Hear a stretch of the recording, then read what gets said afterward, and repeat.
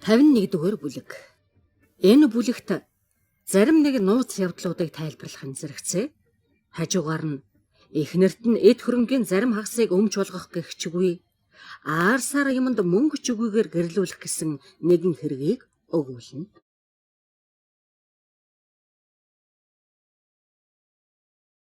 Сүүлчийн бүлэгт өгүүлсэн явдал өнгөрснөө нөгөөдрийн 3 цагт Оливер Твист төрсөн хот руугаа жуулчны Жуустергээр хурдан жирээлгэж явлаа. Түүний хамт Мэл явхаа, Роз, Бидуин авхаа, сайн санаат эмч дөрвөл яваагаас гадна Бранлоугаа бас нэр үл дурдагцсан нэгэн хүний хамт шуудангийн тэргэнд суугаад хойноос нь дагаж явлаа. Тэд замдаа төдийлөх ярилцахгүй явна. Учир нь Оливерийн сэтгэл их хөдөлж, бас учрыг ухахгүй явдал их байсан тул олон тавын бодох хэрэггүй, хэлэх үгээч мэдэхгүй явсан бөгөөд хамт яваа хүмүүсийн сэтгэл түүнийхээс дутуугүй хөдөлж явсан. Бранлоугаа Оливер болон нөгөө хөгшин залуу хоёр авхаад Монксоос сонссон зүйлээ маш хичээнгүйлэн ярьж байлаа. Тэр эхэлсэн сайн ажлаа төгөлдөр болгох гэж тийхүү аялан яваа боловч хэрэг явдлын байдал нь бас л жигтэйхэн хачин байсан учраас тэд сэтгэл зовнин төгшөхгүй байх аргагүй байлаа. Тэр сайн нөхөр нь Лос Бернугаан тусалцаатайгаар саяхан болсон аимшигт явдлуудын тухай мэдээ сураг ирэх бүх замыг хааж байлаа. Яах чаргагүй үний юм байна. Эд нар мүд сонсох байлгүй. Уг нь одоо сонссноос сүүлд сонсволтой ирсэн гэнэ.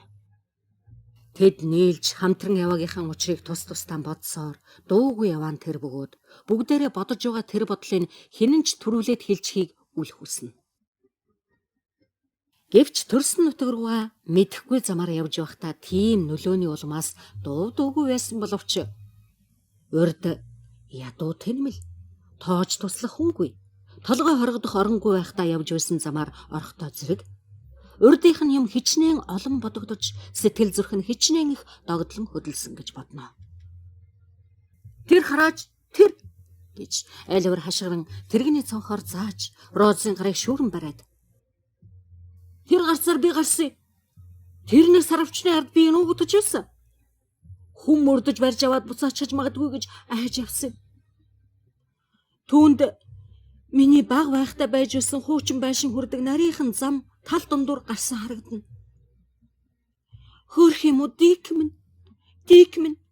Би одоо түүнтэйгээ уулзах юмсан гэвэл Роз түүний атгсан гарыг ээлдгээр барьж.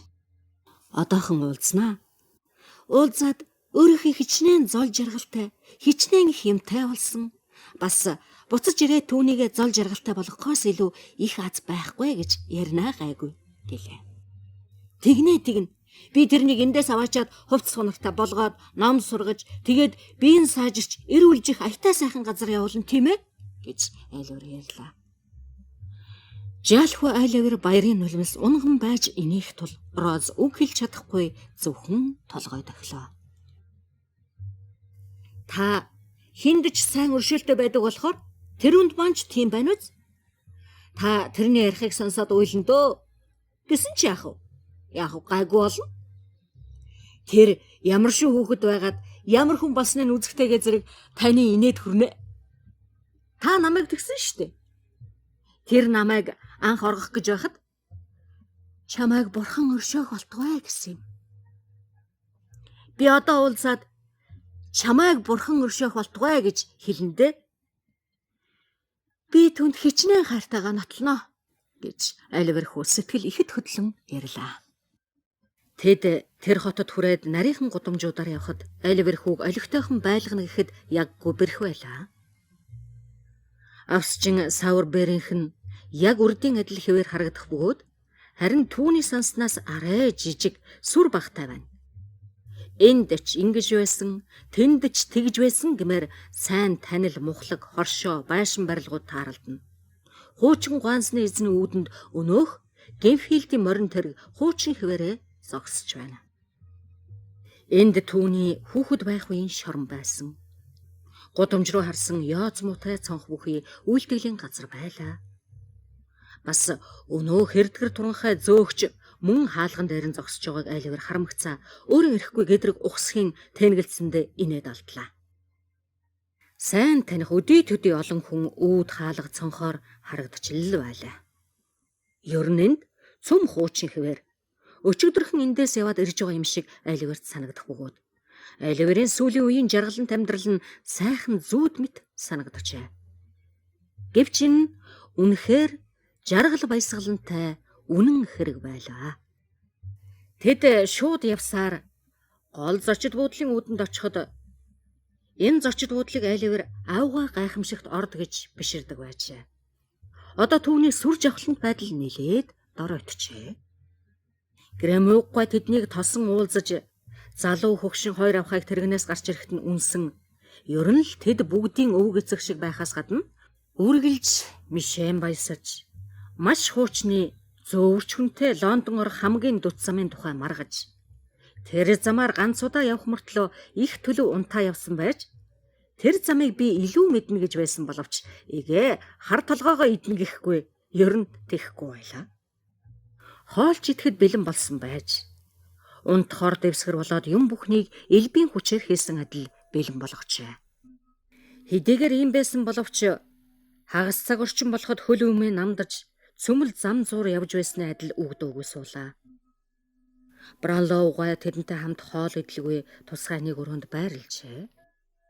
Өөр нэг хоёр ноён нүд нь орой дээр гарчихсан яруу санд руу орж гараад орж ирж түр суухта хоёулахна юм хум ярилцж байлаа. Мэли авахыг гаднаас дуудсан тул бараг нэг цаг болоод уйлж нүүр нь хавгансан эргэж ирлээ. Ямар нэг нууцгай шинэ хэрэг байгааг мэдээгүй Роз Айлвер хоёр энэ бүгдийн улмаас уур нь хурч тав нь алдагдаж гайхан дуугүй л суув. Хаяа цөөхөн үг соливч өөрсдийнхөө дуунаас ч айсан юм шиг аяархан шивнэлтэн.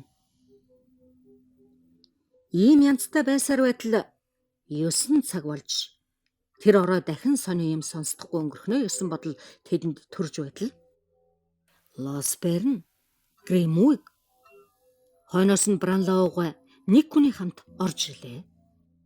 Тэр хүнийг тэд Айлверийн ах гэх бөгөөд тэр хүн бол хотын зах дээр Айлвертэй нэг тааралдаж бас түүнийг жижигхэн өрөөнд сууж байхад Фижиний хамт цонхоор шагааж байсан хүн тул Айлвер гайхан цоцсондоо арайл хашгирчихсангүй.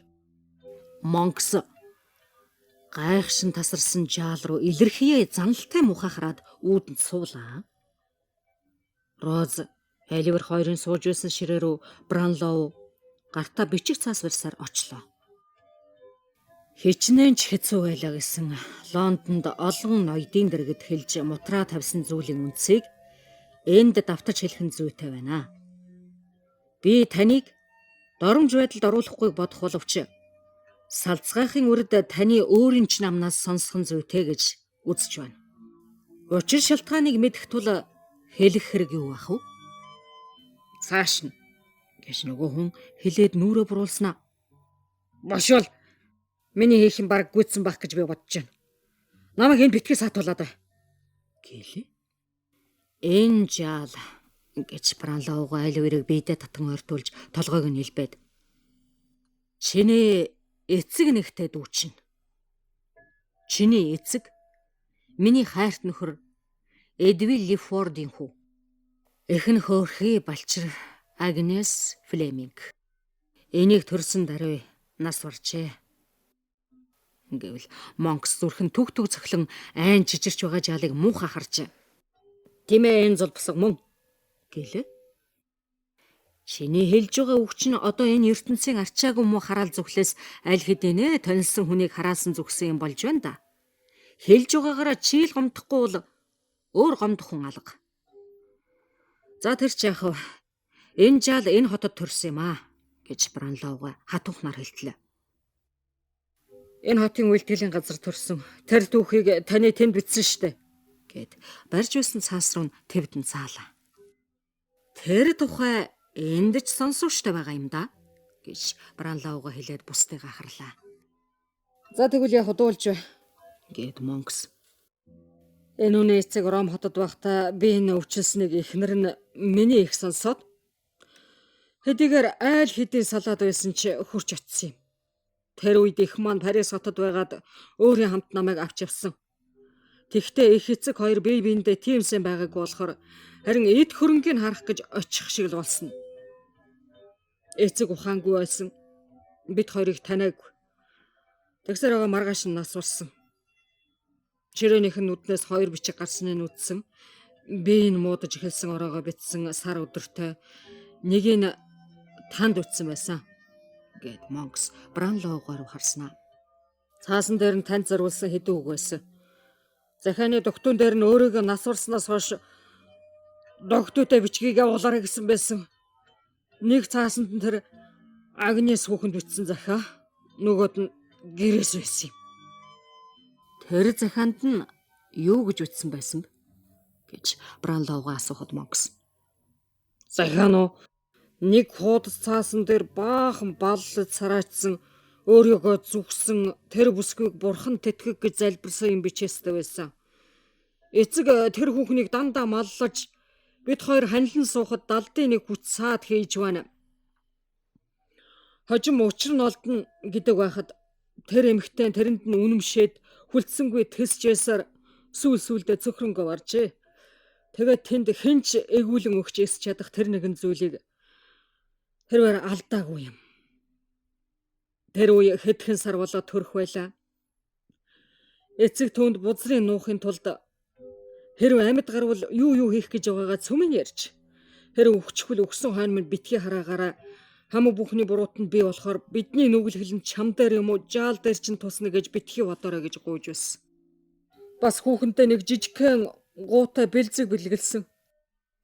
Тэр бэлзэгэн дээр түүний нэрийг сийлүүлж хожим түүнд өх нэрээ сийлүүлнэ гэж бодон зай үлдээсэн байснаа дурсан ирээд гууг хуучин хэвээр хүзүүндээ зүүж сэтгэлдээ санаж яваарэ гэснэ. Дараа нь урд хэлсэн үгээ дахин давтаад утга холбоогүй үг хэлсээр гал ухаан алдах шиг болсон. Лавд гисэн баха гэлээ. Гэрээс нь яасан гэж Бранлоугаа асуухад Оливер уйллаа. Монкс дуугүй суулаа. Бранлоугаа түүний оронд ярихдаа гэрээс нь мөн л захиатаага утга нэгтэй байжээ. Эхнэр нь түүнд хичнээн их гай татсан, хичнээн ярдаг, муу уур хилэн болсон зантай байсан. Чамд тэрүүний ганц хүн бүр хар нилхаасаа хичнээн олиггүй хэдэр хэгжүүн зантай болоод өөрийг үзэж чадхаа болсон тухай бичээд та хоёуланд чинь тус бүр 800 фунтын орлого үлдээлээ гэсэн байж. Бусад бүх хөрөнгөө тэн хагасаар нь хуваагаад нэг хэсгийг Агнес Флемингд, нөгөө хэсгийг төрөх хүүдээ хэрв амьд үлдээд насанд хүрвэл түүнд өгнө гэж. Хэрв охин гарвал мөнгийг ямар ч яриангүй олгоно. Хэрв хүү гарвал насанд хүрсэн хойно тэгтээ эцгийнхээ нэр төрийг ямар нэгэн бузар булаа хүний үнэргүй муу явдлаар гутаахгүй бол өгөөрэй гэсэн байж. Тэрний өөрийнх нь хэлж байснаар бол хүүхдийн ихэд итгэж төрөх хүүхэд нь эхийнхээ нэнжин сэтгэл зүрхийг дуурайна гэж итгэсэндээ ингэж угаа юмаа гэж нас барахт өгөхдөө түүний тэр итгэл нь уламж илүү болж байж л дээ. Хоёр хүүхдээ адил эрхтэй болж харин чамайг эцгийнхээ зүрхэнд хар багаасаа ойртлоггүй хүйтэн хэлэнцэд царай гаргаж байсан ч гэсэн төрөвчтэй мөнгөнд минь уртаж гар хүрээрээ гэсэн байж.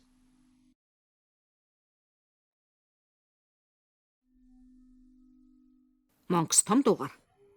Миний их бүсгэн хүний хийвэл зохих юм хийж тэр гэрээс нь шатаачихсан юм. Загтлын ч өх хүнд нөгөөгүй бах. Хэрвээ бузрыг нэлжлэх гэж хүн оролдох цаг болвол хэрэг болох гээд тэр загтал бусад баталгаа бичгээ хадгалж явсан юм. Тэр хүүхэн үннийг эцэгтэй хэлэхдээ зүрхнийхээ хорсол занлын улмаас аль чадах их өсгөн нэмэгдүүлсэн юм. Ингэсэнд нь би түүнд одоо хайртай байдаг юм. Тэнгэргүй муухай хэрэг үйлдэж ичид зовсондоо хүүхдүүдээ аваад Уэльсийн хамгийн алс нутагт очин нөхдөөсөн буруулах гэж бүр нэрээ хүртлээ өөрчлөөд хэлсэх сууснаа гэнт нэг өдөр орон дээр үгсэн байсан юм. Энээс хэдхэн 7 хоногийн өмнөх хүүхэн нь гэрээс оргож түүнийг эрх гэж тэр өөрөө ойр хавийн хот тосгоноор явж байсан л доо. Хүүхнээ Хоёр биеийнхэн бузрыг нуух гээд амиа хорлож өгсөн бололтой гэж лавтай бодоод эргэж ирсэн шөндөө тэрний болсон зүрх нь хагарч үгссэн юм өө. Ингээд нэг хэсэг түр дуугүй байсны дараа Бранлоугаа ярьж эхэллээ. Эннээс олон жил болсон хойно тэр Эдвард Лифордын эхэн манайд ирсэн. Лифорд дөнгөж 18 нас хүрээд эхийнхээ хамаг эрдэнэс мөнгийг хулгайлан оргож, Лондонд ирээд мөрөөтэй тоглоом тоглож, мөнгө цэнгэ хамаагүй урж хулгай дээрэмж хийж, тентхийн аль муу өөдгөл уурчдтай 2 жилийн турш нийлж байсан байгаа юм. Эхэн зовиортай архаг өвчтэй болоод өвхөөс өмнө ирж уулзаа гэдэг байж. Сурагч тавьж, шуудаж эрэл хийлгэж, ёр бүтэх шинжгүй байсаар харин сүүлдээ хэрэг бүтэж хүүн эхийг аваад Францад явжээ. Гэтэл Монкс тэр авха тэнд очисон хойно удтал өвчилж байгаад өгсөн. Нас барж байхдаа эдгээр нууцыг гэрээс сулган загснаас гадна бас хавтаж өртсөн бүрдээ хичнээн хорсон зандгаач хэлсэн юм. Би хорсон гэдгийг тэртээ тэргүй мэдсэн болохоор надад гэрээс болгохын хэрэггүй байлаа л та. Тэр авха бол хүүхнээ амиа хорлож хүүхтэй ч хорлсон гэдэгт итгэхгүй, харин хүү гарсан, хүү амьд байгаа гэж мэдэж байсан. Би тэр хүүхдийг мөр дээрээ тарлсан цагт агшин зурч тайван суулгахгүй, энэрх сэтгэлгүй хатуу мөрдөж, хорсон занхын ихээр хорсон занж болж игэл тэрнийг дүүжлүүрт чирч аваачаад тэр доромжлолт гэрээсээ хоосон үгийг нулимий гэж тангаргалсан юм. Тэр авхаа хэлдэг үнэн байж. Тэр жаал нь бишгүй л миний мөр дээр тааралдлаа. Би овоо амжилттай эхэлсэн. Хэрв тэр муусан лалрууд байгаагүй бол эхэлсэн шигээ дуусгаж болох байсан юм гэлээ. Тэр өөдгөө итгээд 2 гараар илгээ хавчийтал тэрч өөрийгөө төргүй муу дуугаар зүхэж байх зур Бранлоуга хажууд нь сууж байгаа айц нь хүрсэн хүмүүс рүү харж хэлэхтэй. Монксын хань итгэлт нөгөө нэг эврэн Оливерыг хаашаач гаргахгүй хорж байх гэж их шан хөлс авсан гинэ. Хэрвээ тэрнийг оргуулж алдвал шан хөлснийхээ хагасыг эргүүлж өгөх ёстой байж. Тэгээд ч маргалдаан гарсны улмаас энэ жаалыг эрд сургалсаар хөдөө гарсан байна. Бранлоуга Монкс руу эргэн харж "Гуу бүлзэг хоёрын яасан?" гэвэл Монкс газар ширтсэн хэвээрээ. "Би танд хэлж өс. Эрэм хоёроос худалдан авсан. Тэр хоёр нь сувилагч авхаагаас авч цаадхан тэр өгсөн бүсгүйгээс дээрэмдсэн байж. Тэгээ юу болсныг та мэднэ газарт." Бранлоуга гэрэмүүг рүү толгой дохимогц. Цаадхан бушуухан гарч төдхөн бамбал авхайг өмнөө түрсээр хулчгар хар хүнийг хойноосоо дагуулсаар орж ирлээ. "Миний нүд буруу таньж байна уу? Эсвэл үнэхээр өчүүхэн Оливер хүү энд байна уу?"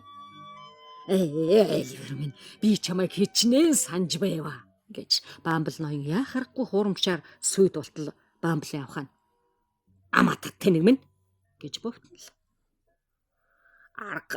Аргагүй биш үү бамбал авхаа минь.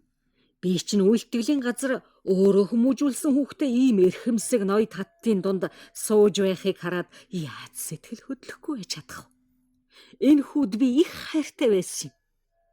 Энэ хүү миний төрлөөс өөрцгөө байсан гэж бамбал ноён жишид зүрлэх үг олж ядан түгдэрч хэлээд.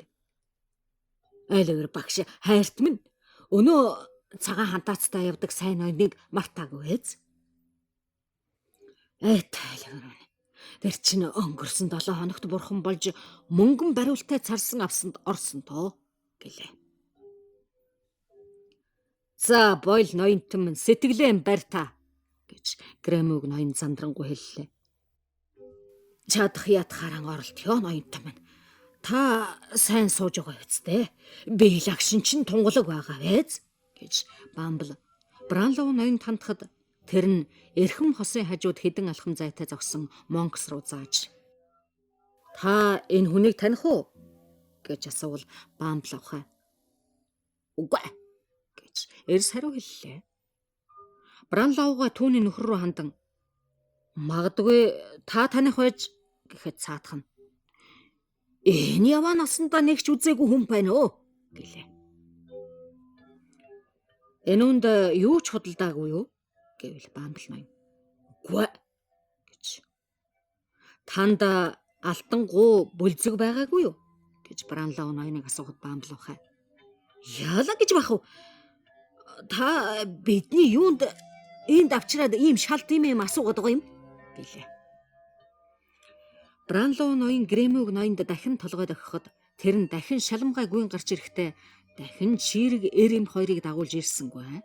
Харин салганаж гуйвсан саа өвчтэй хоёр чаганц оруулж ирлээ. Та сэлэн эмгнийг нас барахад үүдийг хаасан ч гэсэн онгорхой цорхойг нь бөглөж дуу чимээг нь хаач чадаагүй гэж төрүүлж орж ирсэн авхаа хатангар гараа дээш нь өргөж хэлэхэд нөгөө нэг нь ийш дэшегээ хялм харж шүдгүй амаа хөдлөсөр. Ястай гэлээ. Сэлийн урд юу хийснэ танд ярих гэж оролдож байхад та гараас нь нэг цаастай юм аваад маргааш нь ламбартны газар очихыг чинь бид бас харсан шүү гэж түрүүчийнх нь хэллээ. Тийм ээ. Гуу алтан бүлцэг хоёр танд өгч байхыг бид үзсэн. Мөн л байна лээ. Бид ойрхон байсан гэлцлээ. Түрүүлж орж ирсэн авхаа. Өөр мэдхийн бид хоёрт бас биш шүү. Тэр залуу бүсгүй бие муудаж амьд гарахгүй нэ гэдгээ мэдээд хүүхдийн эцгийг хөдөөлүүлсэн газар очиж үхэхээр яваа гэж хэлсэн гэж айл язуур сонссон гэлээ. Грэмүг ноён уудрууд өгч та ламбардын эзэнтэй уулзах уу яамаар байна гэвэл Бамбл авхаа. Үгүй гэд Монксыг зааж. Хэрвээ энэ хүн айж хулчигаад үннээ хэлчихсэн бол царай нь тэгсэн шиг байна л дөө. Бас та эзний нь олон олтлоо энэ муусан шуламсыг асууж байцаасан бол надад хэлэх юм алга. Үнэ би тэр ямыг зарсан. Одоо олдохоос өнгөрсөн. Өөр асуух юм байна уу? Алга. Харин итгэл хүлээх албан үүрэгт ажилд та хоёуланг оруулахгүй байхыг бид бодох юм байна. Одоо явцгаа да гэж Бранлоу ноён хэллээ. Грэмүг ноён өнөөх хоёр авахын хамт гарсан хойно Бамбл ноён маш гунигтайгаар тал тишийг харснаа. Намайг энэ жаахан юмнаас болж үйлдэлийн газрын албан ажлаас араа гаргаж чаагүй байгаа гэлээ. Харин гаргаж угаая. Та ямар ч болсон хүлцэж таалахаас биш аргагүй. Гарсан маань аз боллоо гэж бодож угаарай гэж Бранлоуга хариуллаа. Бамбл амьдралынхаа ханыг гарч үгүй юу гэдгийг лавлан харснаа. Бамбл авахыг байхгүй юу зүтгээд болж өгөөгүй юм гэлээ. Инглигээд өршөөл үзэхгүй.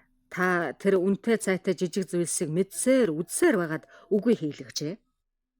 Хуулийн ёсоор үзвэл та хоёрын аль нь илүү хариуцлага хүлээх ёстой вэ гэвэл та байна. Учир нь эхнэрт нь таны үгийг дагдаг гэж үзэн шүү дээ гэж Бранлоуган хэлэхэд Бамбл ноён хоёр гараараа бүрх малгайгаан сүржнээр бацлан.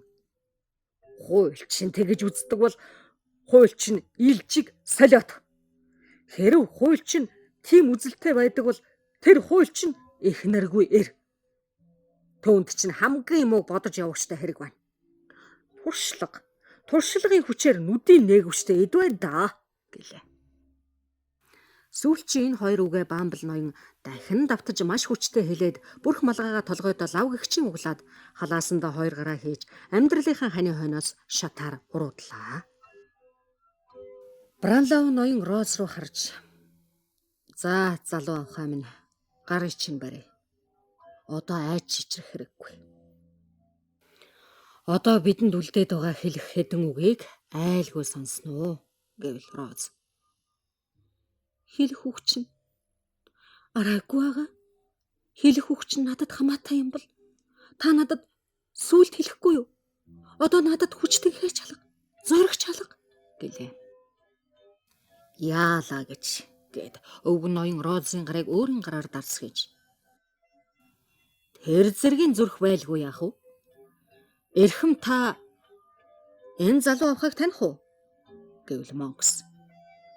Таньна гэлээ.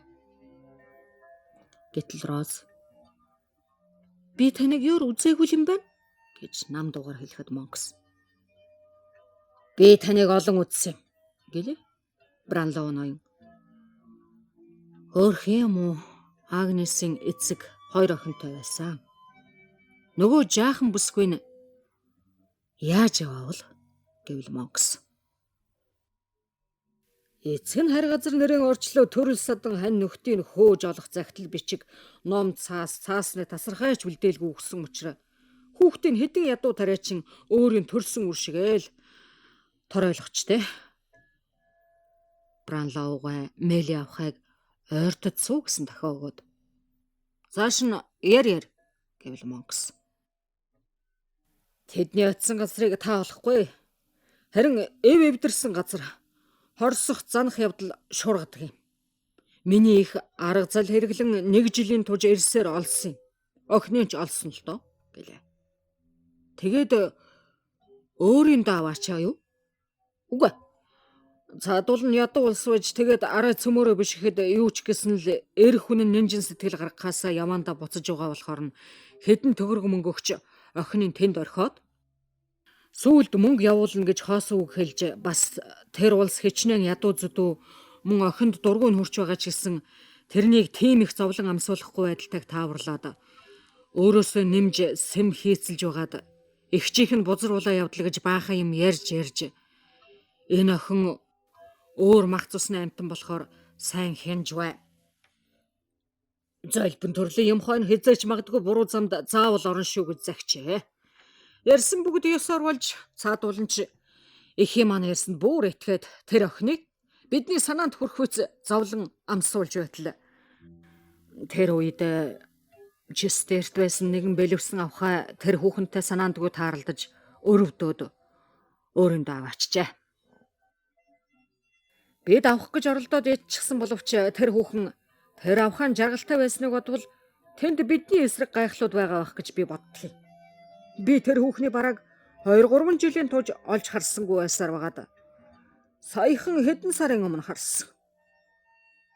Одоо хардгуу, уулздаггүй. Хардг. Одоо таны гарыг түшээд л зогсож байна шүү дээ. Гэлээч гэсэн би зэ охиноо л гэж бодно тоо гэж Мели авах алжаан ядарч байгаа тэр бүсгүйг тэрч дуалдаад. Миний хайртай охин. Ямар ч гэсэн ертөнцийн ямар ч эрдэнсээр би өгөхгүй. Энэ үнээс салж хагцсахгүй. Энэ маань миний ганц хань төрснөөс өөрцгүй хайртай охин минь байгаа юм гэлээ. Миний амьдралд учирсан ганц ачлалт хайрт хамгийн инэрлт хүмүн. Элэг зүрх минь эмтэрч байна. Энэ бүгдийг чинь би таахгүй нэ. Роз Мели авахад наалдан уйллаа. Чи минь ихээс их зовлонг давж юу ч болж уйлаа гэсэн таних мэдэх хүн бүхэнд баярын сэтгэл төрүүлдэг хамгийн ээлдэг номхон охин шүү дээ гэж түүнийг Мели авахаа инхрээлэн тэрч хэлээд зүгээр хүүмэн чамайг тэрч авах гэж байгаа хүнээ бод нааш хартаа наашаа харах хайртай хүмүн гэвэл айлгэр түүний хүзэг гараараа нь тэрч аваад миний зээ биш би зээ гэхгүй төрсөн ихчээ гэж дуудана. Би анх уулзахаас эхлээл нэг л чин зүрхнээс хайртай болсон. Хайртай Роз минь гэж айлгэр дуу алтан хэллээ. Чанга тэмрэлдэж байгаа үнчин тэдний нулимс авцалтаа муутай үгсэн ариун байлаа. Эцэг, эгч, их гурав нэг дор олдоод нэг дор халагдсан байлаа. Баяр гутрал нэгэн дор нийлжээ. Гэвч баярлсандаа нулимс гаргажээ.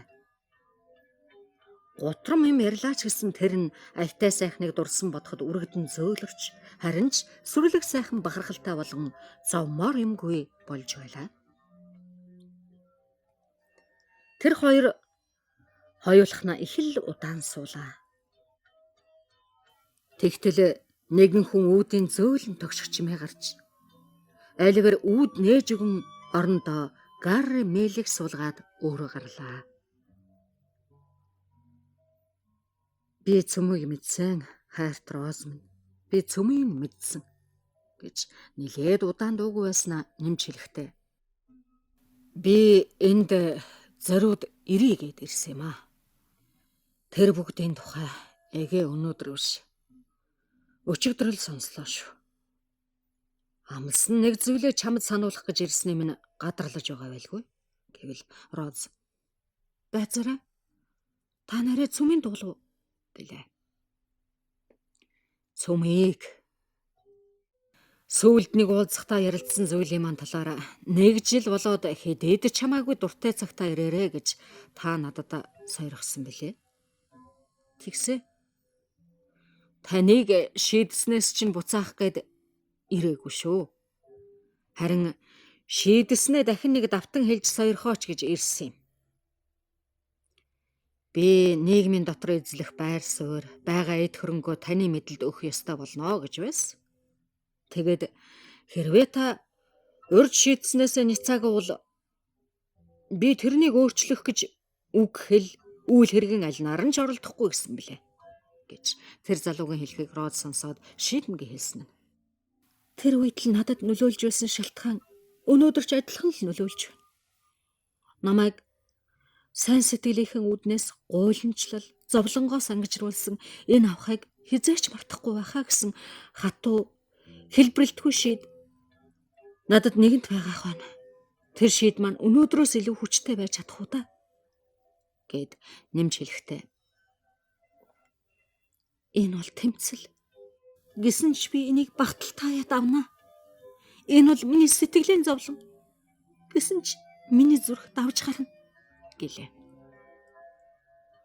Өнөөр илэрсэн зүйл гэж Гарын эхэлтэл Роз ийдгээр давтан хэлсэн нь.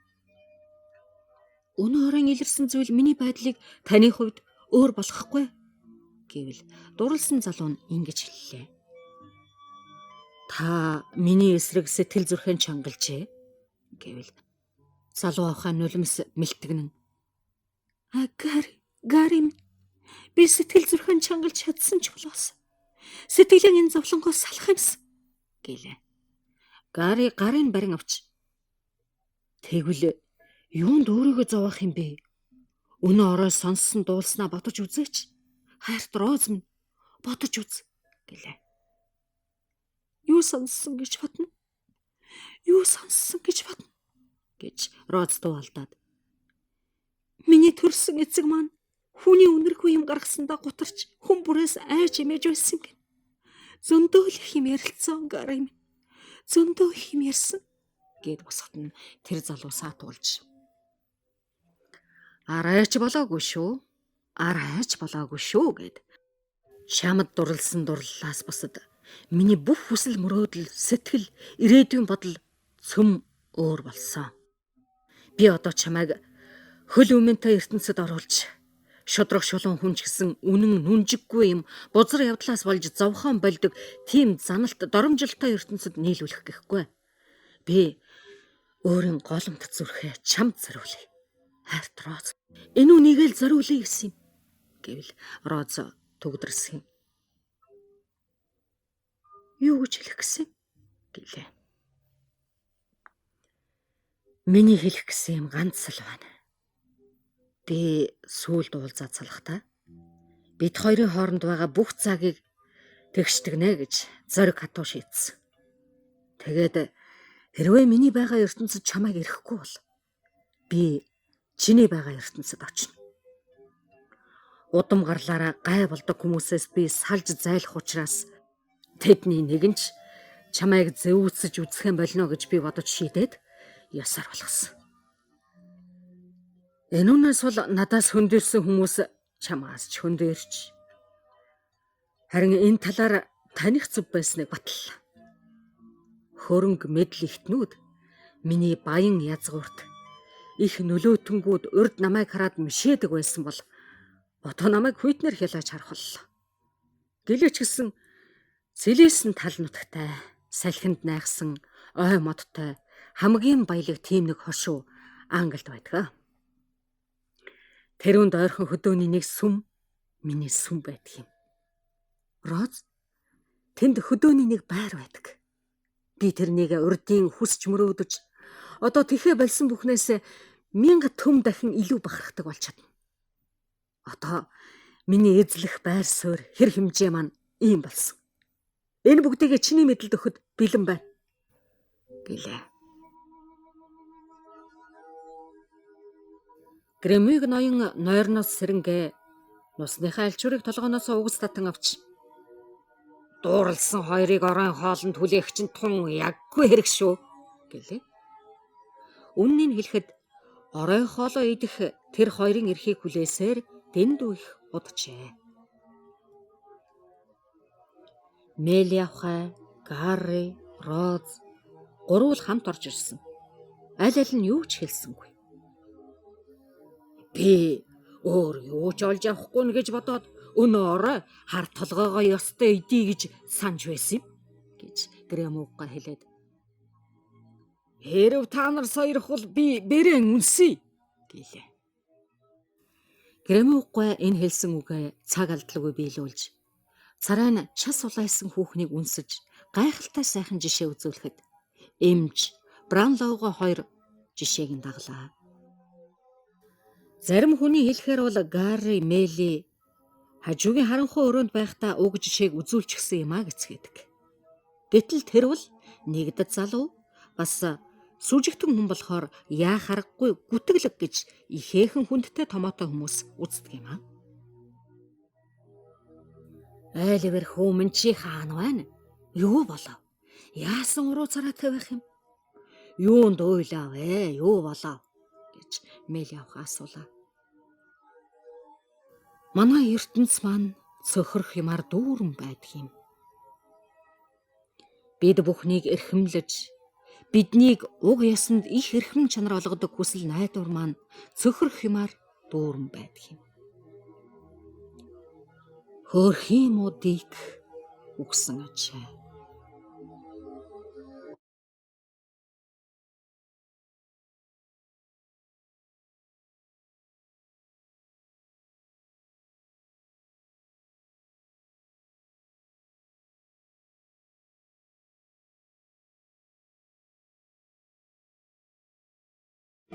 Тавин 2 дугаар бүлэг. Фежиний сүүлчийн шөнө.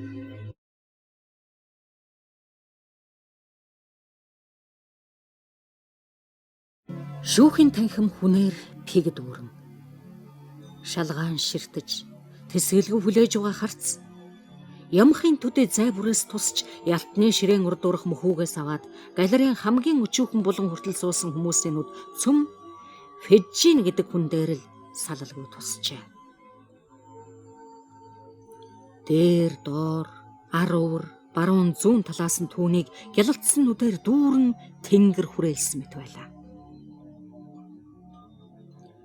Тэр нэг хүн гараар өмнөө байгаа модон хөндлөвчнөөс барж, нөгөөгөө чихэндээ барж, тангарахтны шүүгч нарт үг хэлж байгаа даргалагч шүүгчийн амнаас гарах үг болгоныг сайн сонсох гэж толгой гудайлган тэр олон хүний нүдний амьд гэрлийн цасраг дотор сууж байлаа. Өөрийн төлөө өчүүхэн төдийч үг сонсдоход хүмүүс яаж байна гэж Фежин ажиглах гэж тэднийг заримдаа түргэн харах бөгөөд харин ялалгааны зүйлийг аимшигтай тод болгон ярихад өмгөөлөгч рүүгээ цорвон харж одоо хамгаалах үг хэлээч гэсэн дүрс харуул. Ингэж л дэнслэхээс өөрөөр гар хөлийнхэн альнийч үл хөдлөхнө. Фежин шүүх хурал эхлэхээс аваад ёор хөдлөлгүй суусаар одоо яллагчийн үгээ дуусгаад дуугүй болоход бас л түрүүчийн хэвээр үг чагнаж байгаа юм шиг түүнээс нүд салгалгүй гөлрөн суусаар байлаа. Танхимын дотор багсаг хөл үмэн болмогцоо. Фежин сая алмаархан болж эргэн харвал тангарахтны шүүгч нар ялайн төлөвлөгөөг боловсруулахаар нэг дор бөөгнөрсөн байлаа. Фежинийг ийш тийш харахад хүмүүс нүрийг харах гэж суудлаасаа өндөм босч, зарим нь дурангаа нүдэнд зүүн, зарим нь гүлийн мэлрээд хажуугийнхаа хүмүүст юм шивнэх харагдана. Бас яагаад их удаагаад байна да гэсэн байдалтайгаар шүүгчдийг хараад харин Фежинийг хэрэгсэж харахгүй байгаа мэт цөөн хүн байлаа. Гэтэл түүнийг өчүүхэн төдийч өрөвдөж байгаа хүн ёор алга. Тэр байтугай тэнд бүсгүйч бол олон байсан боловч тэднээс өрөвдөж байгаа хүн алга байхад харин цөмөрөө л түүнийг бушуухан ялын хүртээгээсэ гэж байгаа нь ил харагдана. Фижин энэ бүгдээс сүрдээд тал тийш нэг ажиглалтал цөм дахин нам гүн болмогц эргэн харвал тангарахтан шүүгчийн өөдөөс харсан байлаа. Чимээгүй. Гэтэл тэд зөвхөн гарч одох зөвшөөрөл ирж байлаа. Фижин тэднийг цуулдан гарахад олонх нь юу гэж шийдээ болоо гэсэн байдалтай царайр уншигдаж байлаа. Ингээд ч тус болсонгүй. Гямдан чинь мөрнөөс нь чичгэд Фижин судлаасаа давхын босч түүний хойноос дагаж яваад нэг сандал тарьсуулаа. Хэрвээ гямдан ч сандлын зааж өгөөгөө л тэр лав түүнийг олж үзэхгүй байсан бивэ. Фижин дахиад л ийш тийшээгээ харвал зарим нэг хүн юм мэдэж, зарим хүн нусныхаа альчуураар сэвдсэн. Учир нь хүм пиг дүүрсэн шүүхийн тэр танхимд маш бөгчмөн халуун байлаа. Нэг залуу түүний зургийг өөрийнхөө дэвтэр дээр зурж суулаа. Фижин төстөө болоо юм болов гэж дотроо бодоод тэр залууг харан дааныхаа балыг хугалж хаад үзүүрлэх гэж байхад нь сониочлон өнгөж хараад харцаа шүүгч рүү хандуулахад түүний хувцсны маяг өөнөртөг хэд бол яаж өмсөж байна гэсэн бодол дотор нь орчээ. Цаг орчмын өмнө байж угаад гараад явцсан нэгэн тарган өвгөн ноён орж ирээд сууж байгаа харагдана. Тэр хүнийг хараад Фижин энэ хүн хоолоо идэх гэж явсан юм болов уу? Юу идсэн бол? Хаана идсэн бол гэж дотроо бодон бясалгасаар өөр хүн анхаарлын татхад бас элдвийг холбогдуулан бясалгаж байлаа. Гэвч үхлийн авс дэрэгдээ ирснийг тэр хүн агшин зурч мартахгүй шаналж байлаа.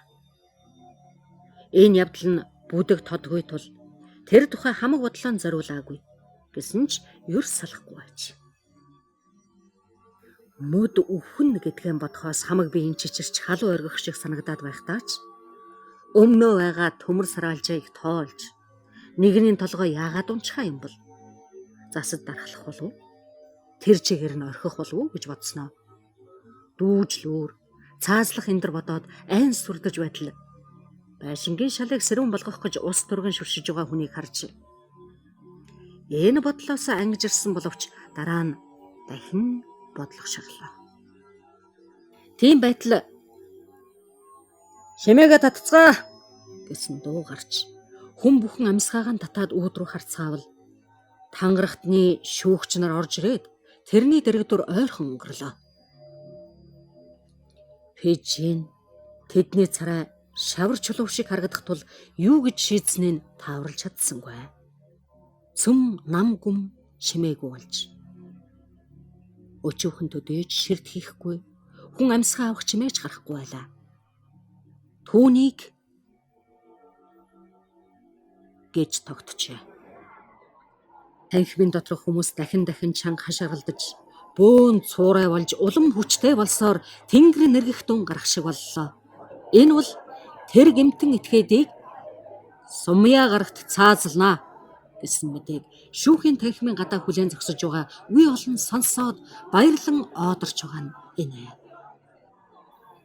Шуугилдахын болиулаад түүнээс цаазлах ялын төлөвлөгөөг сурж хэлэх үг байна уу гэж асуувал тэр гэмтэн асуулт асуусан хүн рүү ширтэн түрүүчин сууж байсан байдалтай хэвээр байхаар нь дуулаагүй юм болов уу гэд хоёр дахь удаага асуухад сая нэг юм бовтонж би настай хүн л дээ гэж бараг шивнэг шахан болж байгаад дахиад дууг боллоо. Шүүгч түүнд хар малгай өмсөхөд хэрэгтэн этгээдийн байдал зүс царай янзандаа л байлаа. Энэ аимшигт яслалыг хараад нэгэн эмэгтэй дуу алдахад Фижин саад хийлээ гэсэн шиг түргэн ширвэж хараад дахин их л анхааралтай урагш гудаан зогсно. Тэрүүнд сонсгож байгаа үг ясархаг бөгөөд аимшигтай ялын төлөвлөгөөг сонсохоос аймар байлаа. Гэтэл тэр хүний ганц ч булчин үл хөдлөн яг л боржин чулуун хөшөө шиг зогсно.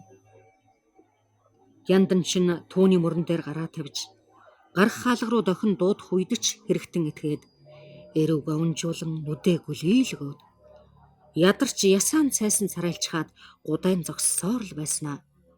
Эргэн тойрноо элий балаа юм шиг нэг харж аваад үүдний зүг алглаа. Түүнийг шүүхийн танхимын дотор орших чулуун шалтай өрөөнд аваачхад тэнд зарим хэрэгтэн ээлжийн хүлээ зогсож байхаас гадна зарим нь гадагш ил гарсан хашааны торны цаана бүтсэн нөхдөдөө уулзаж байгаа харагдана. Түүнтэй ярих хүн ёор байхгүй байсан. Түүнийг явж өнгөрөхөд ялтнууд торны цаана зогсож байгаа хүмүүсээ халахлуулахгүй тулд зай тавин өгч байхад цаадуул нь түүнийг хараан зүхэж хашаарлдан шүгэлдэж байлаа. Фижин атгсан гараараа тэднийг занж нүүрөөд нь нулимхыг завдсан боловч хуйг нар нь түүнийг хідэн сүүмгэр дэнлүүтэй харанхуй оргисон гудмаар оруулан шоронгийн голд аваачхаар аваад явлаа. Тэнд хурч ирээд тэд түүнийг ялын төлөвлөгөөг ёсоор гүйцэтгэхийн өмнө өрсөн өөрийгөө хорлох хэрэгсэлтэй байна уу үгүй юу гэж нэгжлэг хийлээ. Энэ ажлаа дуусгаад түүнийг нэг шоронд оруулан ганцааран нь хориход Фижин ширээ ор хоёрын үүргийг нэг дор гүйцэтгэдэг тэр чулуун бандан дээр сууж цус хурсан нүдэрээ шал ширтээд юу болж байгаа вүлээ гэж бодож үзхийг оролдлоо. Жаал байзансхийж байтал шүүгчээ хэлж байсан үгийг санаж үзэхэд түрүүнд нэгэн ч алгасалгүй сонсох шиг болсон атал одоо харин энэ тэндээс нь хэдэн үг л санагдана. Яваа яваандаа түүний хэлсэн үг бараг байр байраараа болж бас өөр төр юм санагдаж бараг бүхлээрэнгийн саналаа. Хүзүүгээр нь дүүжилж цаазлна гэсэн байлаа. Хүзүүгээр нь дүүжилж цаазлна. Бүр харанхуй болсон хойно Фижин урд цаазны эндэр дээр зарим өөрийн оролцоотойгоор алуулж байсан танил хүмүүсээ бодож үзэхэд тэдний зарим нь түүний байж байгаа тасалгаанд яг л түүний сууж байгаа газар сууж байсан юу магад байх вэ? Хав харанхуй яагаад гэрэл өгөхгүй байна? Тэр тасалгааг бариад олон жил болжээ. Тэнд амьдралынхаа сүүлчийн өдөр цагийг өнгөрүүлсэн хүн өдий төдий арваа дараа байх ёстой. Үгсэн хүний хүүрээр дүүрсэн зойронд сууж байгаа юм шиг санагдан малгай, өрх, хүлэгдсэн гар тэр муухай бүрхөвч дундуурч танигдах хүмүүсийн нүүр царай харагдах шиг болжээ. Гэрэл яагаав? Гэрэл яагаав? Фижин тэмтчин байж хатуухан хаалганд нь гараан шалблаад байтал хоёр хүн орж ирлээ. Нэг нь лаа барин орж ирээд хананд тогтоосон төмөр суурьнд суулгалаа. Нөгөө нь орорхуу юм оруулж ирээд тавилаа.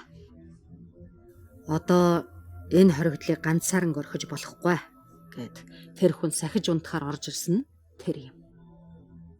Тэр шүн харанхуй, уйтгартай нам гүн байлаа. Сүмийн хонх зохих дуулдах нь бусад хүнд бол амьдрал шинэ өдөр дахин ирж байгааг нь тунхаглал болж байлаа. Харин Фижинд бол цөхрөн тарчлах юм болж төмөр хонхны хөнгөн дуурах бүрэн үхэл гэж аяархан бүдэг зарлж байгаа мэт санагдана. Маргаашийн найраг, өглөөний хөл, шуугаан түүний тэндэж нэвтрээд ямар хэрэг байсан бол. Энэ нь доромжлох ёс, болгоомжлох ёстой нээлсэн хөдөөлүүлгийн өнөөхөл хонх байлаа. Нэг өдөр өнгөрчээ. Өдөр гэж юу? Ямар ч өдөр байгаагүй. Тэр өдөр эхэлсэн шигээ түргэн өнгөрчээ. Дахиад нэг шөнө болсон нь уртч юм шиг, богино юм шиг санагдлаа. Чимээ энэргүй аимшигтай гараан уртам мэт. Түргэн өнгөрч байгаа цагаараа богино мэт байлаа. Фижин хэсэг хараал өрөөл болж Хэсэг хэсэг үлэм бархирч толгойтой үсээ зулгааж байлаа. Өөртөө нь сүсгтэн хүн хамт мөргөн залбирах гэж орж ирэхэд тэр тэднийг харааж загнан хөөн гаргаж байлаа. Тэд сүслэн чармаавч фижин тэднээс зайлс хийгээд байлаа.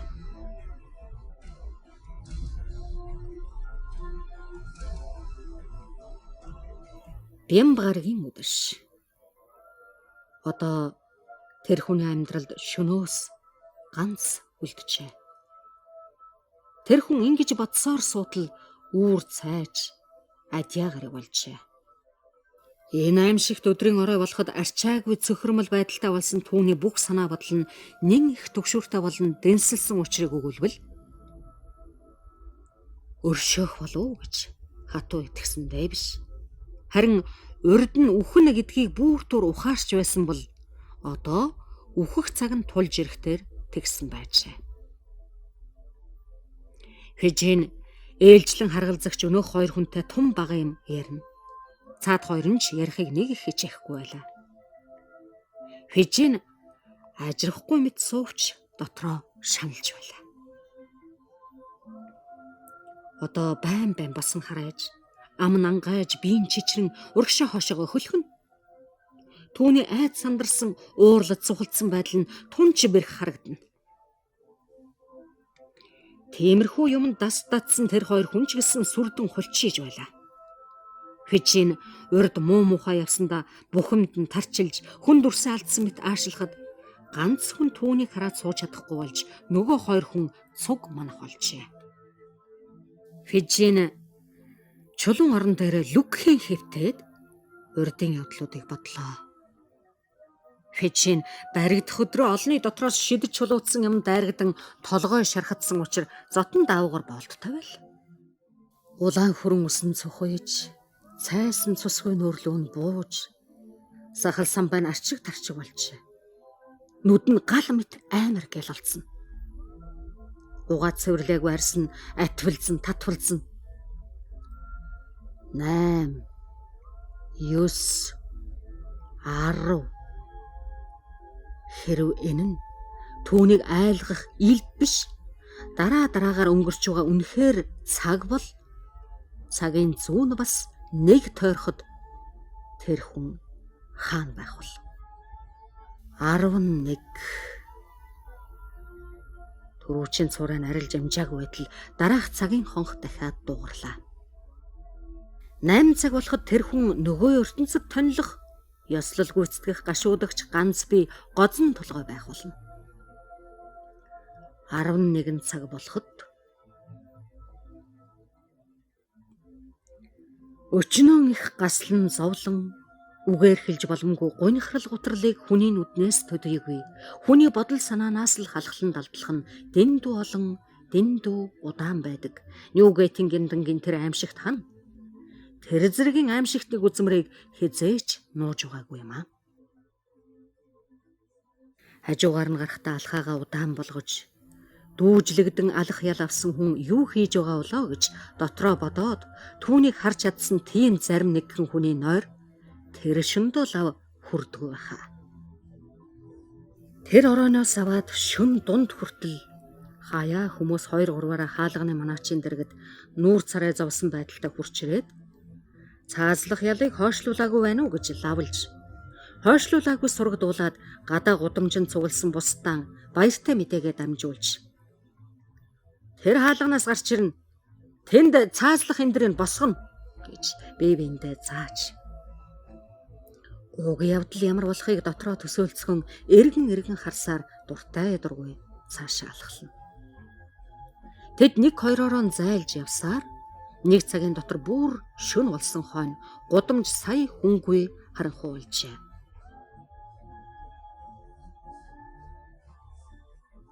Бранлоу ноён Оливер хоёрыг хоригдолтой уулзуулах засаг ноёны зөвшөөрөл хуудасаа нэг хуйгт үзүүлэхээр хаалганы хажууд хүрэлцэн ирэхэд гяндангийн өмнөрөх газрыг цэвэрлэж тэсвэргүй олны төрж шахахаас хориглох гэж харангур будсан хэд хэдэн бүх шум босгосон байлаа. Тэр хоёрыг даруй дотгош орууллаа. Энэ залуу ноён бас орхон юм ноёнтонгой Хүүхэд үзүүштэй ч юм биштэй ноёнтонгой гэж тэр хоёрыг авч явах нэг хүн асуухад Бранлау ноён. Тийм ч үнэхээр тийм байгаамаа. Гэсэн ч тэр хүнтэй миний уулзах хэрэг энэ жаалтай шууд холбоотой юм. Тэр хүнийг дэгжин сүртэй хүчтэй явж явах үед уулзаж байсан энэ жаал одоо айж зовмоор юм боллоо ч гэсэн түүнтэй уулзах нь зүүн хэрэг гэж би бодож байгаа юм аа гэж Оливерт дуулдахааргүй зайдуухан аваачч хэллээ. Тэр хүн малгайгаа засч Оливерыг сонирхон хараад тэдний өмнөөс хандсан хэдэн том хаалгыг нээж харанхуй мөрий царайсан гудмаар дагуулan явлаа.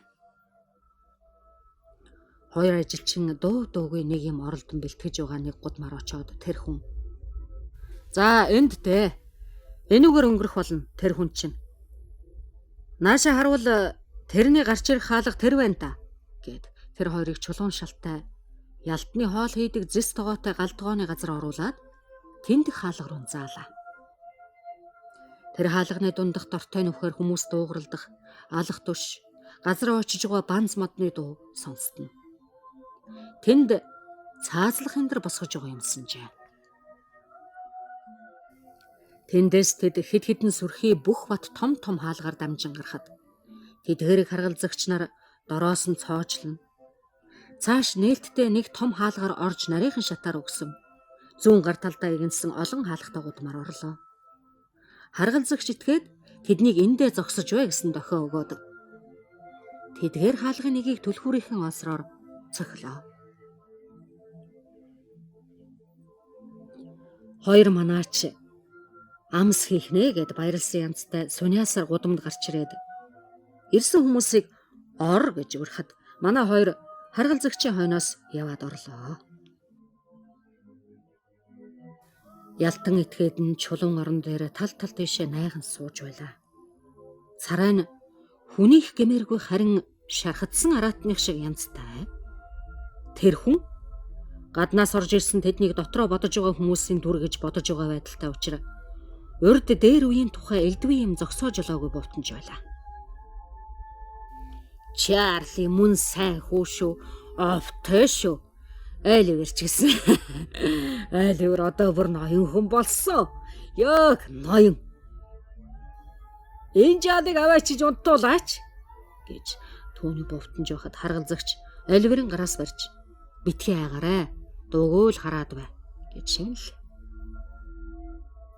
"Аваачиж унтуулаач" гэж Пичин чанга гихчээр хашгираад "Миний хэлж байгаа үгийг та нараас сонсож байгаа хүн ер байна уугүй юу? Бүх хэргийн эзэн нь тэр байгаа юм. Тэрнийг сургая гэвэл мөнгө хэрэгтэй. Болтрийн багал зурч. Би хөөхөн ч яах. Болтрийн багал зурыг аль болох сайн огтлол таар. Тоолгойг нь авч байхыг үзэх юмсан" гэж байлаа. "Пижин" гэж харгалзагч дуудахад тэр эврээ тэр даруй шүүхэн хурал дээр байсан шиг анхааралтай байдалтай болж "Би байна.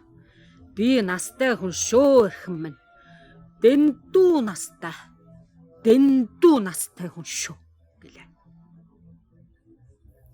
Харгалзагч түүнийг босгохгүй тулд хинхтэг дээр нь гараараа дарж "Ой, чамтай уулзах гэж улс ирээд байна.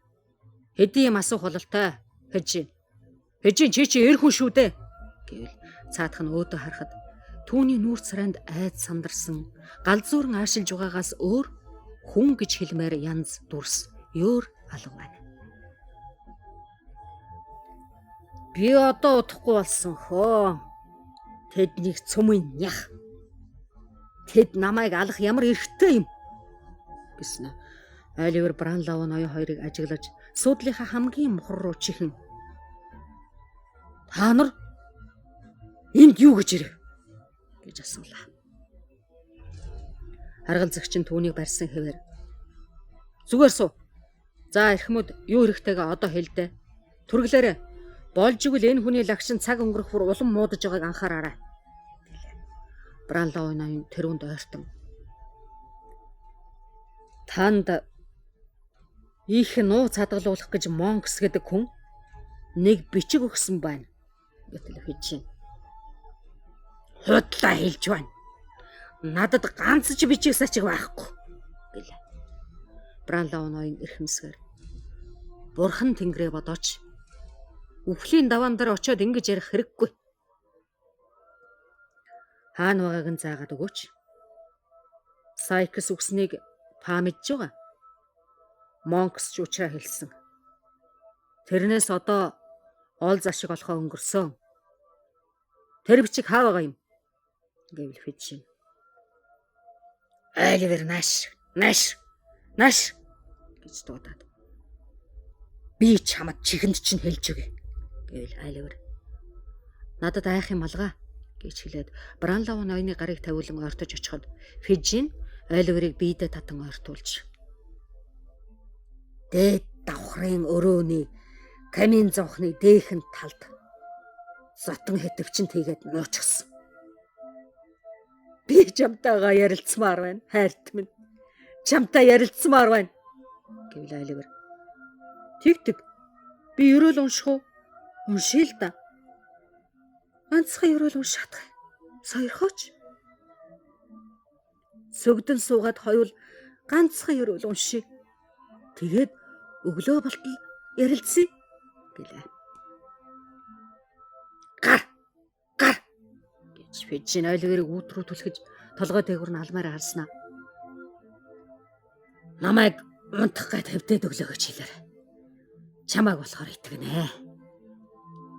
Чи намайг ингээд явбал гаргаж чадна. За тэгээч та.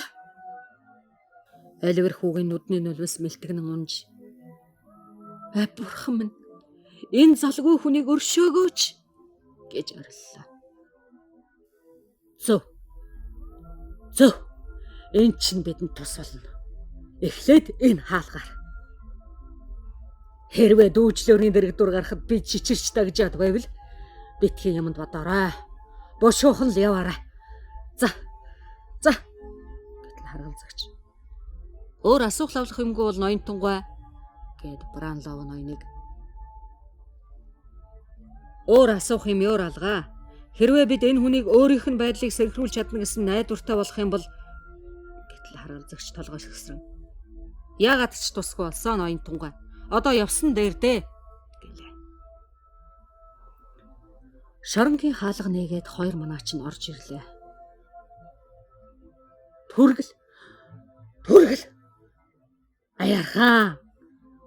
Харин битгий мөнгөн. Бошоол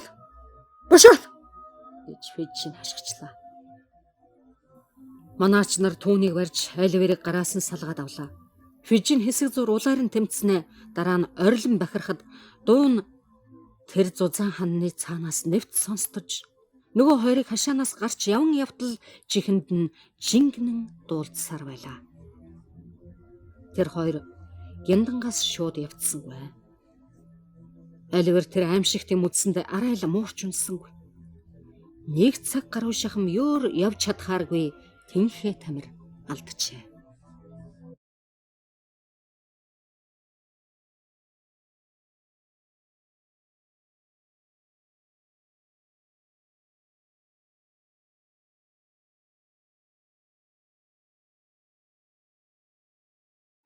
Тавин 3 дугаар бүлэг төгсгөл болгох нь.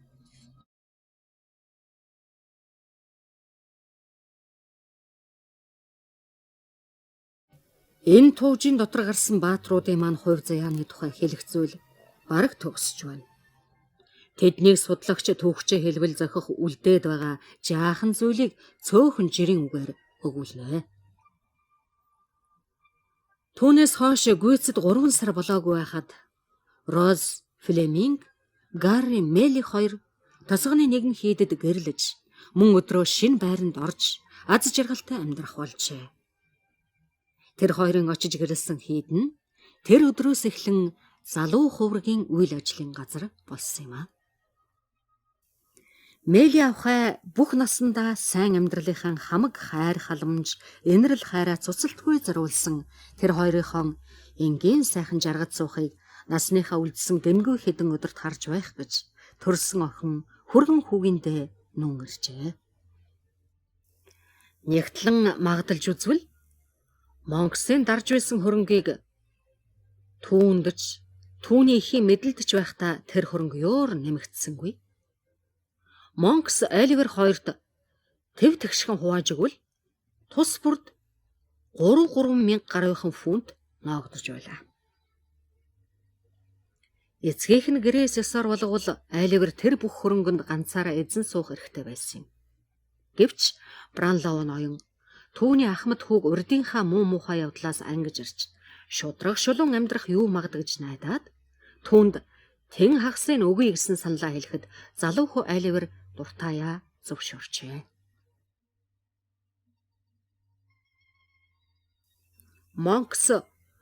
Монкс гэдэг хуурамч нараа хэрэгэлсэн хэвээр өв болгон авсан хувь мөнгө аваад шинэ ертөнцийн алс зэлүүд газарт очин тэр мөнгөө төдхөн үрж дуусгаад хуучин замдаа дахин орж архаг хулгай дээрмийн хэрэгээр шоронд орж удтал суугаад архаг өвчин хөдөлж тэндээ өгчээ. Түүний найз түнш Фижиний дээрмчин бүлгийн бусад гишүүд нь мөн түүнлүгэ адилаар их нутгаасаа хол очин үхцгээжээ. Бранлоу ноён Оливертэй төрсөн эцэг хүү ясны барилдлагатай боллоо.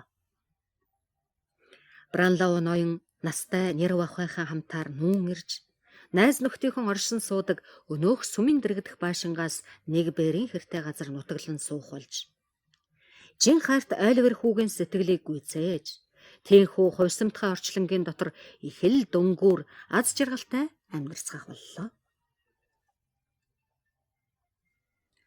Залуу хосыг гэрэлсний дараа эрхэмсэг эмч Черцэдэ буцан очсон. Төрөлхийн ааш мутайсан бол хуучин найз нөхдөөс холдсондоо зан нэвдэрч тэгнэ гэдгээ мэдсэн бол гэмэрхэх байсан билээ. Тэр 2-3 сарын турж өглөхдөө энэ газрын уур амьсгал эрүүл мэндэд маань харшлуу зай. Тэр нутагт татагдаад байх юм алгаа гэдгээ мэдэж хамаг ажлын туслагчтан өгөөд тосгоны захад байдаг нэгэн цуслангийн байранд очиод биеийн даруй ил аршжээ. Түүний нэг залуу найз нь тентхийн гэлэн юм байж. Эмч тэнд нүүн ирээд мод цэцэг тарих, загас барих, мужааны ажил хийх зэргээр тиймэрхүү янз бүрийн ажлаар ууггүй оролцсоор л байлаа. Тэр бүх ажлынхаа талаар тэр хавьда их л чадамгай хүн гэж алдарчжээ. Эмч тийшээ нүүж очихын өмнө Грэмиг ноёнтой маш найзрахаг болж хариуд нь энэ хачин сан замтай ноёнч шин үннээс сүрхээ сайхан найзтай боллоо. Иймч учраас Грэмиг ноён тэр нэгэн жилийн туж тэднийхээр асар олон дахин хэсжээ. Тэгж хэсэх бүрдээ мод суулгах, загас барих, мужааны ажлыг маш чадамгай хүн хүнээс шал өөр хийх юмтай. Дандаа л өөрийнхөө аргыг зөв гэнэ. Адья гариг бүр залуу хуурагтай уулзан маргахдаа түүний номлолыг тун базаахгүй зүйл байна гэж үргэлж өөлөх боловч дараа нь Лос Бэйрн ноёнтой уулзан маш нууцгайлан хэлэхдээ залуу хуургын номнол тун гайхамшигтай сайхан болж байна. Харин цааш нь ярих хэрэггүй шүү гэнэ.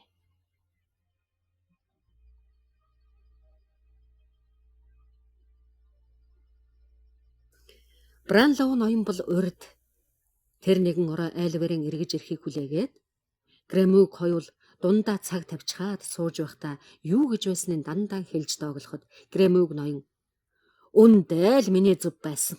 Ямар ч л гэсэн эргэж ирээгүй шүү дээ" гэж хэлээд өөрийгөө шолон инээд алдаад малилзан суудаг байлаа.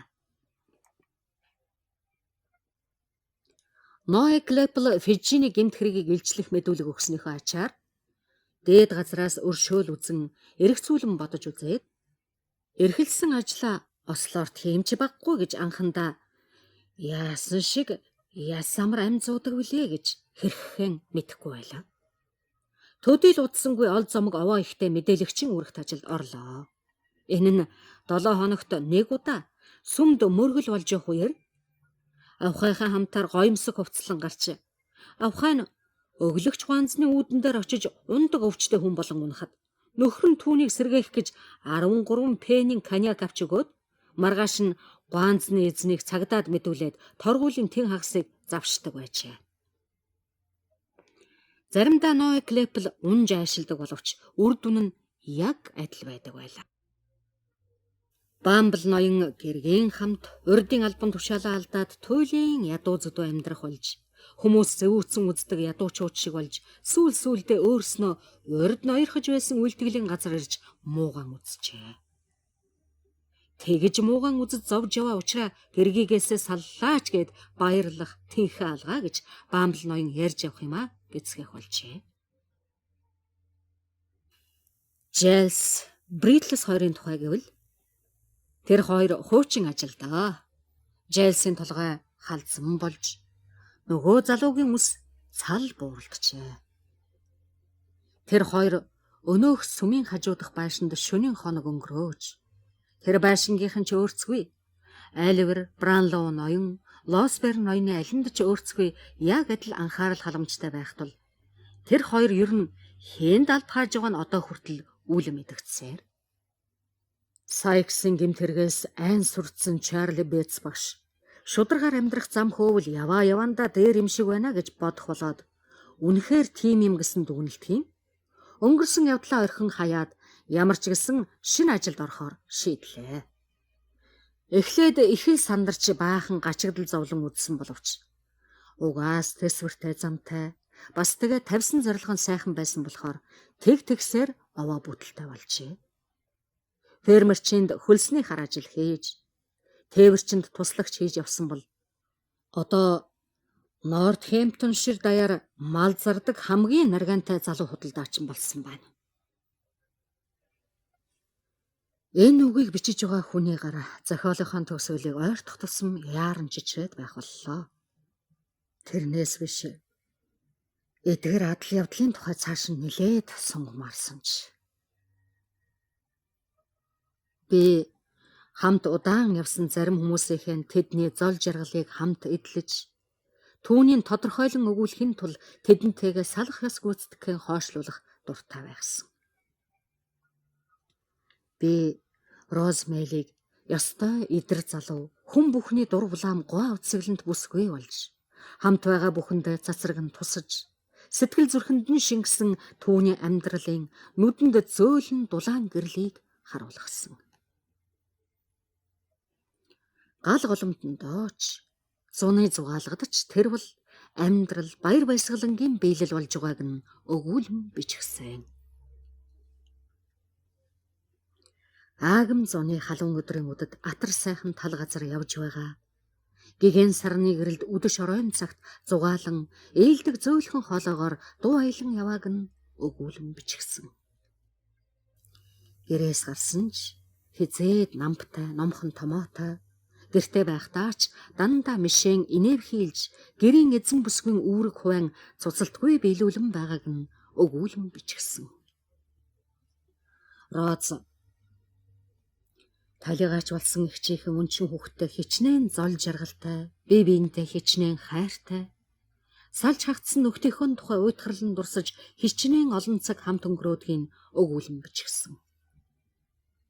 Түүний өмнө сөгдөн суусан баясгалан бадарсан сарайтай багчуудынхаа нүүр царайг би дахин нэг үзэж тэдний ярьж хөөрхөн дахин нэг сонсгосон.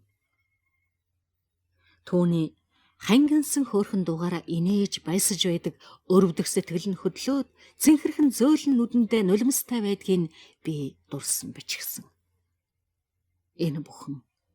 Энэ бүхнээс бусад үе түм баяр баясгалан бодол санаа үг яриаг нь цөмийн нэгэнгүй илэрхийлж бичгсэн.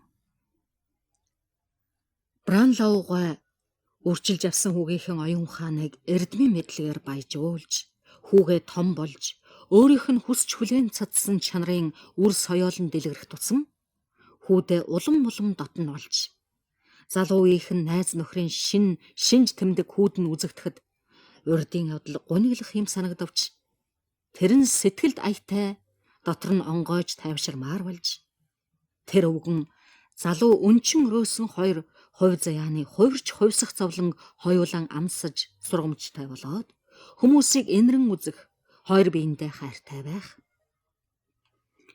Хамгаалж хаацайлж байсан сайн хүмүүстэй голд зүрхний хайр талархалтай байхаа мартахгүй байгаа энэ бүгдийг өгүүлэн бичих хэрэг юу байх вэ? Тэр хоёр хоёул үнэхээр зол жаргал, баяр баясгалантай амьдарч байсан гэж би хэлсэн билээ. Өршөөх хууль жамтай, тэтгэх эрхэм чанартан тэрхүү бурханд сүслэн бишрэхгүй, чин сэтгэл, хүн төрлөختний сэтгэл зүрхний нандин чанаргүйгээр зол жаргал байж чадахгүй билээ. Тосгоны тэр нэгэн хуучин сүмийн дотор байх гантиг чулуун самбар дээр одоохондоо Агнес гэсэн нэг л нэр бичээстэй байна. Энэ бунханд авс байдгүй юм. Тэнд өөр нэр бичигдтэл олон жил өнгөрөх болтугай. Амьд явсан үеийнх нь анд нүхтийн хайр авсны хэмжээнээс хальж шингэсэн тэр газрыг талигаачдын сүнс эргэх гэж газар дэлхий дээр хизээ нэгэн цагт бууж ирдэг бол Агнесийн сүудэр энэ ариун газар заримдаа бууж үзэгддэг байхаа гэж би итгэдэг. Тэр газар нь дугуйн дотор байгаагийн дээр Агнес бүсгүй дорой учраа олохгүй төөрөлдөж явсан болохоор би үүнд уламж илүү итгэдэг юм аа.